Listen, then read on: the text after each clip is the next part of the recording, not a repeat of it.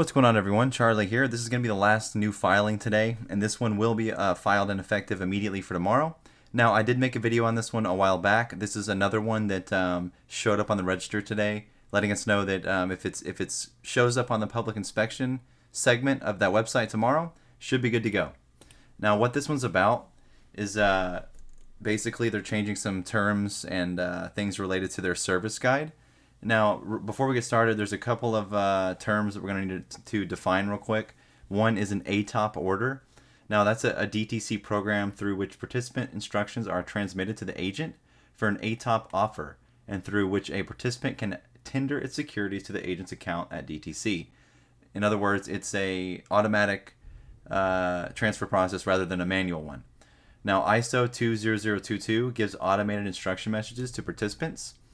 A PTS is a participant terminal system, and a PBS is a participant browser system.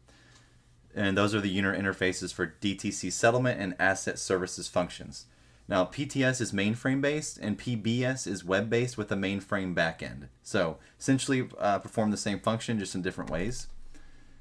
Now, the purpose of this rule filing, DTC anticipates implementing automated instruction messaging for withdrawal and cancellation instructions, as well as for cover protect on behalf of a third-party action. So that's interesting terminology right there. Cover protect on behalf of a third-party action. They don't really go into detail on what that means in the filing. So I'll have to keep digging through that and find out what that exactly means. DTC would provide participants with the ability to automate and standardize the submission of instructions for ATOP offers through automated instruction messages. For ATOP offers processed through DTC, DTC is also establishing a DTC cutoff time, which is the deadline for participants to submit ATOP offer instructions to DTC for processing. Now, changes continued. They are proposing to amend an outdated language about the DTC cutoff time for an ATOP offer with an actual expiration time that is 6 p.m. Eastern Time or later on the expiration date. And number 2, remove the reference to a 1 o'clock p.m. Eastern Time DTC cutoff time. Now, it says warning right here. This is from the manual itself, and anything that you find in any kind of updated service manual or user guide, anything underlined is going to be added language, and anything strike through is going to be removed language. So we can tell based on this that it's all new. So if we read this, it says warning regarding incomplete instructions. An instruction that was submitted via PTS, PTOP, PSOP, PUTS, WARR, RCNV, or SER, which are all just different methods of submitting instructions through the DTC. You got to remember, it's all electronic, so they're referring to software. Basically, a participant has the sole responsibility to monitor its messages and confirm that its instruction was processed and that the quantity of securities that are the subject of instruction are shown under the contra QSIP.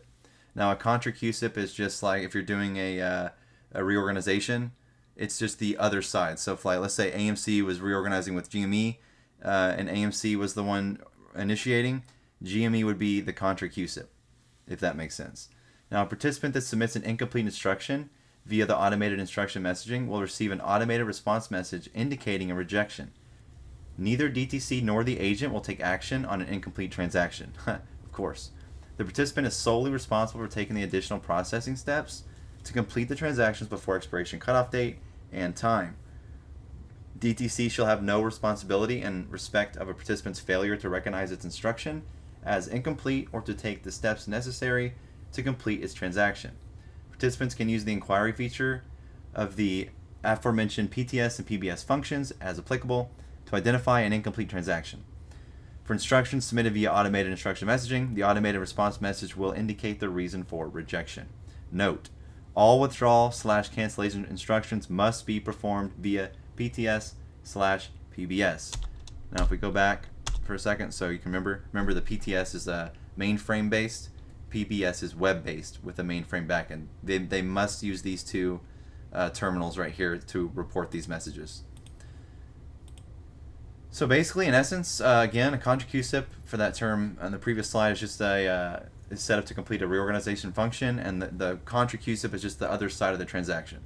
So in DTC, finally in 2021, we're finally implementing an automated messaging system for participants to use and verify guaranteed delivery of securities and other transactions. And this is another one going into effect tomorrow. So keep that in mind. We have the ARCA options chain liquidity filing going out tomorrow. We have the options rule designed to limit strike prices coming out tomorrow. And we also have this one, the DTC reorganization of their service manual. So basically, another new language here says, likewise, when you transmit an acceptance via automatic instruction messaging, you will be required to acknowledge the letter of transmittal required by the offer identified by the contra QSIP you specify in your acceptance. The message must contain your acknowledgement. If your message does not contain your acknowledgement, your acceptance will be rejected. By acknowledging the letter of transmittal via automated instruction messaging, you agree that 1.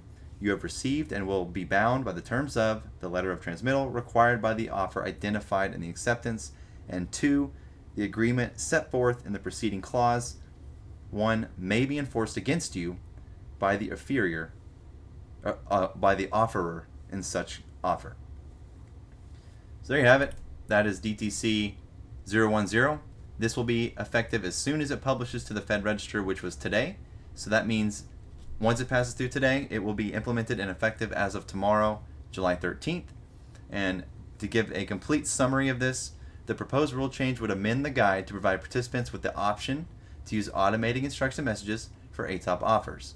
As discussed above, to use the automated instruction messaging for ATOP offers, it would provide greater straight-through processing, improved accuracy, more efficient integration channels, and less processing risk than non-automated processing. So we'll have to see if there's any substantial changes tomorrow, with 3 more filings coming out, 2 out of the NYSE ARCA, 1 out of the DTC, which affects everybody. So we'll have to wait and see. Hope you have a good evening.